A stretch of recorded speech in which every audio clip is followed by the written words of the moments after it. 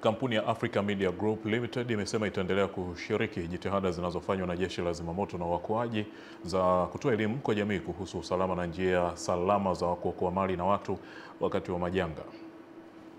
Ahadi hiyo imetolewa na meneja rasilimali watu na utawala wa Africa Media Group Limited, Godfrey Kivanga, baada ya kupokea cheti cha utambuzi kilichotolewa na Kamishna Jenerali wa Jeshi la Zimamoto na Uokoaji, John Masunga, kwa kutambua mchango na ushiriki wa Channel 10 kwenye mpango wa kuufikishia umma elimu na taarifa mbalimbali zinazotolewa na jeshi hilo. Sisi kama Channel 10 tunamshukuru Kamishna Jenerali wa Jeshi la Zimamoto Tanzania, John William Masunga, kwa cheti hiki cha pongezi.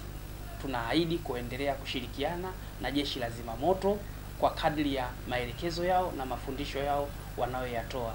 Nasi tutaendelea kuwakumbusha wananchi kupitia vyombo vyetu vya habari kutumia namba ya dharura 114 pale ambapo wanaona kuna majanga ya moto katika maeneo yao ya kazi pamoja na biashara. Cheti hicho pamoja na pongezi hizo za shukrani za Jeshi la Zimamoto na Uokoaji vimewasilishwa na mkuu wa kitengo cha mawasiliano, uhusiano na elimu kwa umma wa mkoa wa Kizimamoto Ilala, mrakibu msaidizi wa Jeshi la Zimamoto na Uokoaji Francisco Chunji, ambaye pamoja na mambo mengine amesifu utendaji kazi kwa weledi wa vituo vya matangazo vya Africa Media Group Limited. Cheti cha pongezi kilichotolewa na Afande Kamishna Jenerali wa Jeshi la Zimamoto na Uokoaji Tanzania. Cheti hicho kinalenga kupongeza Channel 10 kwa shughuli ambazo mnazifanya za kuelimisha jamii, kwa maana ya kuhabarisha jamii.